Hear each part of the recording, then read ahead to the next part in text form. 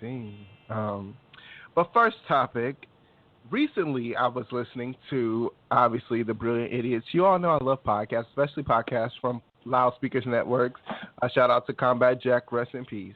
But they were having like an interesting segment, like it was their last podcast, obviously, of the year as well. And they talked about how Peter Rosenberg from Hot 97 was the person to break Combat Jack's death before like his family even knew that the man had died. So they were very pissed off about it, and they wanted to express also how Combat Jack didn't fuck with Peter Rosenberg because I guess at one time they were beefing, and he also told Combat Jack that he would slap him in front of his son. But let's get into it. I have a clip for you guys to play, so yeah.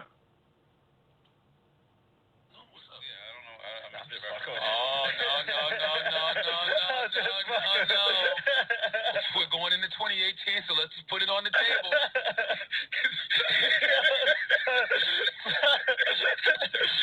Rest in peace, Combat goddamn Jack, man. I cannot get out of my head sitting down with Combat and Combat looking me in the eyes and saying, you know what, I can get done in 5 years. I don't think Combat lived 5 weeks after telling me that. It's crazy. I matter of fact, I know he didn't live 5 weeks after telling me that. There was a week or two, no? Nah, because he went, I went to see him like November 10th, I think. Yeah, cancer is a motherfucker, man. Yeah. That's kind of the takeaway, is that it moves fast. And I think from the time he got diagnosed was October 15th, and he passed on December 20th. Yeah. So what's that? Just a shade over 2 months? I wonder would he have died I wonder how much longer he would have lived if he never got diagnosed. Just he didn't know that he had cancer? Yeah. Yeah, it's interesting. I wonder how much the mental aspect of it comes into play. Nah, he was in tremendous pain when he got diagnosed. Gotcha. That might have been it. Like, I think they prolonged his life, actually. And you know what I find interesting too, him and Ed Woods, God bless the dead, used to have a law firm together. And Ed died the weekend before Combat. And I saw Combat post about Ed, and I was thinking about what Chris said on the last podcast when Combat posted that, and I was like, well, damn, I wonder how much more time Combat got left. Like, that's what I was thinking when I saw him post rest in peace to Ed. And then a few days later, people are posting rest in peace to both of them. That shit was trippy, bro. Did you get to tell him what you felt about him before he left? Absolutely. It felt good? It did, you know what I'm saying? But that's why you always talk about that. You talk about giving people you celebrate people while they're here. Like, you know what I'm saying? Like, that's why I was even looking for old photos of me wearing the Combat Jack hat. And I did an interview with, who was that? What publication was that, Chris? I know somebody called me about Combat. XXL or Billboard?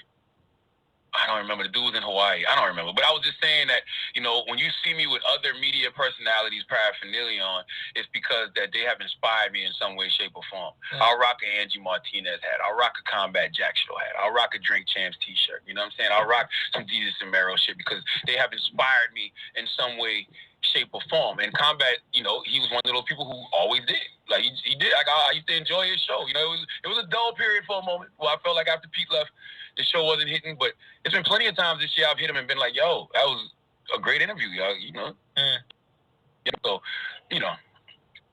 this is the type of person I want to give the people they, flowers while they hit the smell. But I want to say something too. I never acknowledged this person. I don't even know if I should.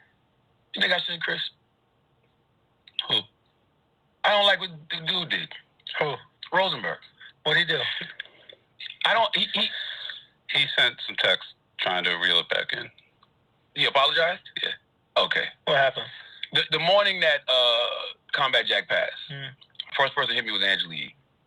Early in the morning. She was like, yo, Reggie passed, keeping it low, the family don't know. Right. All right, cool. I hit Chris. I said, damn, it's true? He was like, yeah, Chris said the same thing, keeping it low, family don't know. All right, bet. About 30 minutes later, I see Rosenberg tweeting out, rest in peace, Combat Jack. I know we had our issues, yada, yada, yada, blah, blah, blah. And I'm like, common sense would tell you, if you get on social media and you don't see anybody else talking about it, his actual family and friends, why would you say that? Like, I just felt like that was in such poor taste. And then I saw, like, I guess the New York Times reached out to him because he was the first person that said something about it. Tweeted about it. So, and now you making comments about it. Combat Jack didn't even like you. You told that man, Combat Jack, you would slap him in front of his son. That's what you said, Rosenberg. So I need you to keep that same energy when he's gone. Recuse yourself. That's it. Don't say hey, thanks for reaching out. Yeah. Me and Reggie had issues. I'm probably not the best person to talk to. Here's some other people you could reach out. And guess what, bro? When you tweeted that, I don't know, and I can't even be too mad at you because I don't even know if you know. But when you tweeted that, his daughter didn't even know he had passed yet. Did his mom know yet? His mom didn't even know. Think about that, bro. I just want people, and I'm only using this, and I never say this guy's name, but I'm only saying this because it's a lesson for later on, right?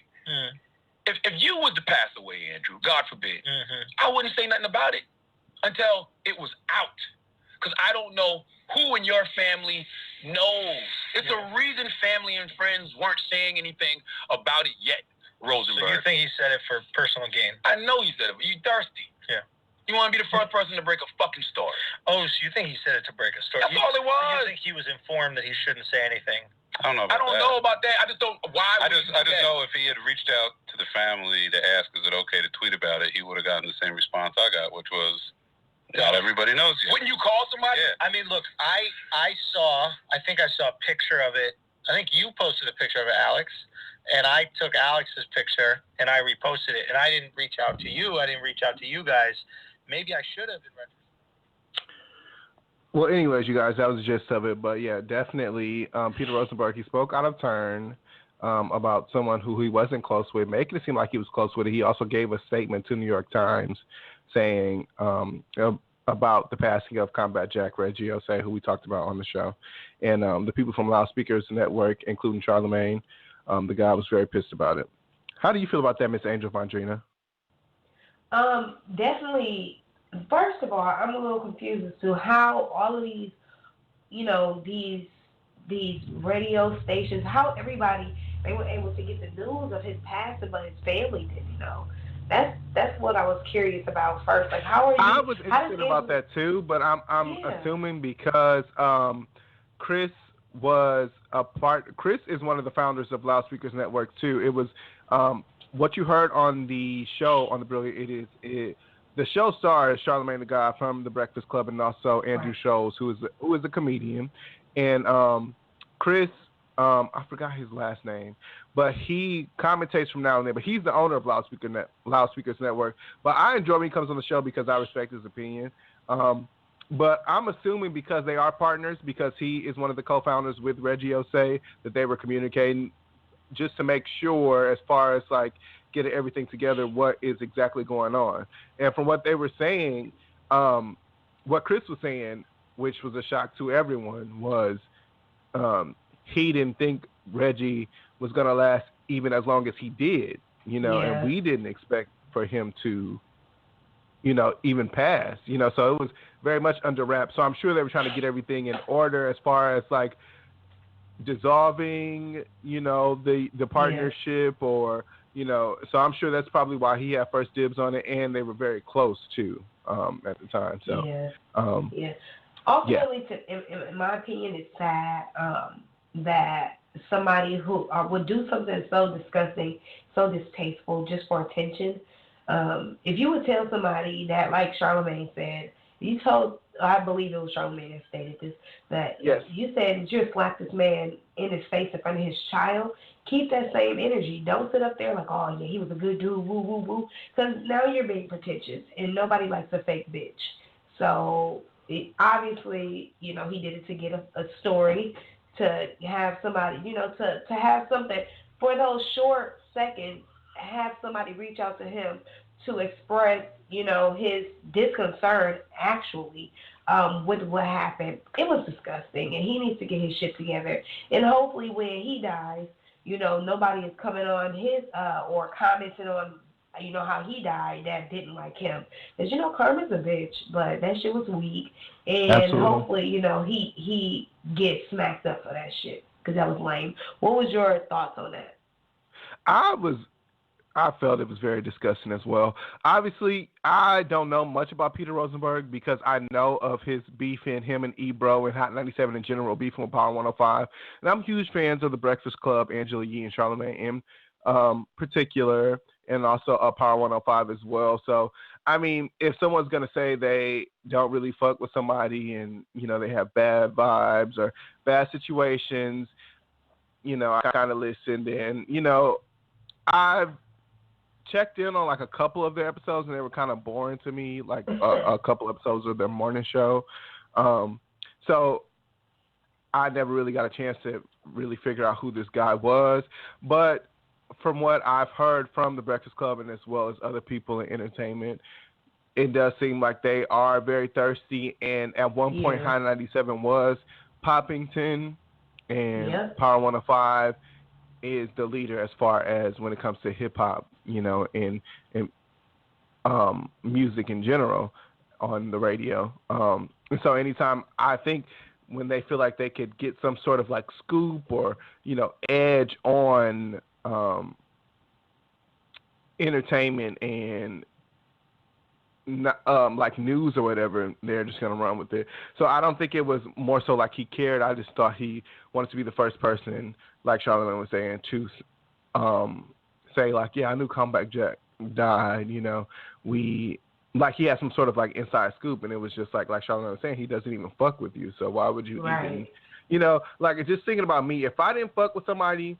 If I didn't fuck with somebody, I didn't like them when they were living, and this was a real respected person, I don't think I would, you know, to myself, I would pray for their family, but I don't think I would give them a shout out on media. And I don't give a fuck how famous they were. But, right, like, because I'm just thinking, like, if I didn't like you, you know, I don't give a fuck if you were Beyonce, even though I love Beyonce and I don't feel like we would ever because she's my queen.